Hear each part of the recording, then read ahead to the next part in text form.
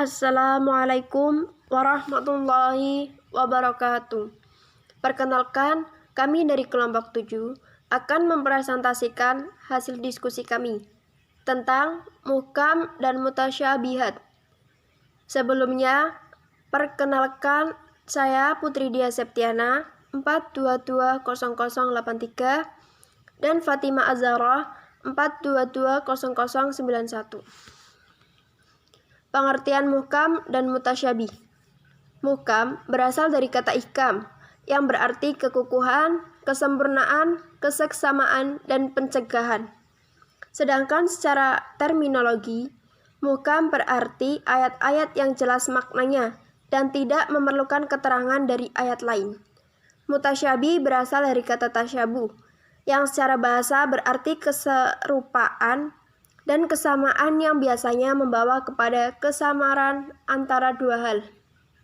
Sedangkan secara terminologi, mutasyabih berarti ayat-ayat yang belum jelas maksudnya dan mempunyai banyak kemungkinan takwilnya, maknanya yang tersembunyi dan memerlukan keterangan tertentu, atau hanya Allah yang mengetahuinya. Macam-macam ayat muhkam dan mutasyabihat. Muhkam dibagi menjadi dua macam. Muhkam li dzatihi, yaitu muhkam yang semata-mata karena arti yang ditunjukinya itu tidak mungkin dapat dimansuhkan. Misalnya adalah keharusan beribadah kepada Allah Subhanahu wa Ta'ala semata dan berbuat baik kepada kedua orang tua.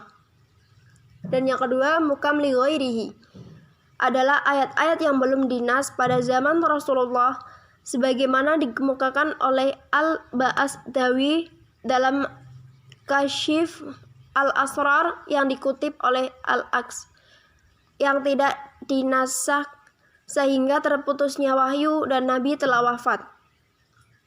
Mutasyabih. Yang pertama, mutasyabih ditinjau dari pengetahuan manusia.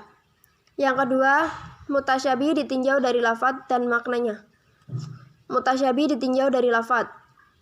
Terjadi disebabkan oleh karena kosakata yang digunakan oleh Al-Quran tidak umum dipakai oleh bangsa Arab atau gharib, seperti penggunaan kata abban dalam surat Abasa. Mutasyabih ditinjau dari makna ayat.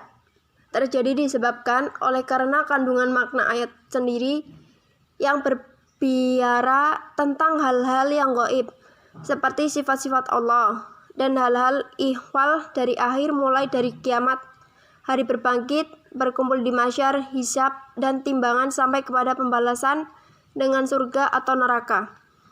Menurut Abdul Jalal, macam-macam ayat mutasyabihat ada 3 macam.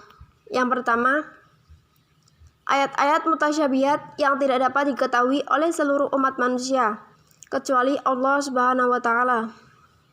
Yang kedua, ayat-ayat yang mutasyabihat yang dapat diketahui oleh semua orang dengan jalan pembahasan dan pengkajian yang mendalam, seperti pencirian mujmal, menentukan mutasyarah, mengqayyidkan yang mutlak, menertibkan yang kurang tertib.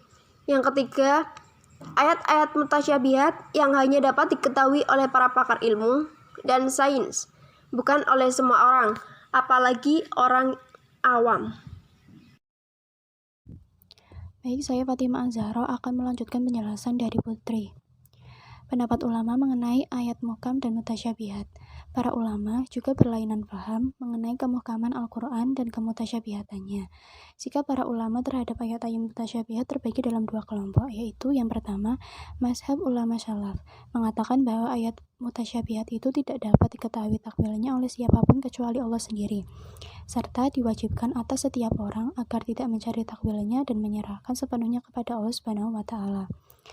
Mazhab khalaf mentakwilkan ayat-ayat mutasyabihat dalam rangka memudahkan pemahaman secara baik dan benar, khususnya bagi masyarakat awam.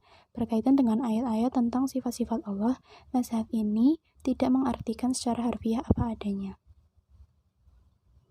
Sedangkan pendapat para ulama mengenai ayat-ayat muhkam dan mutasyabihat adalah: pendapat pertama berpendirian bahwa semua Al-Quran itu muhkam berdasarkan ayat 1 surat Hud.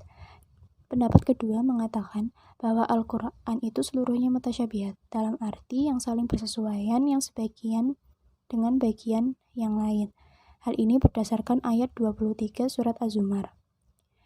Pendapat ketiga mengatakan bahwa Al-Quran itu terdiri dari dua bagian, yakni muhkam dan mutasyabihat. Pendapat ini berdasar ayat 7 surat Al-Imran.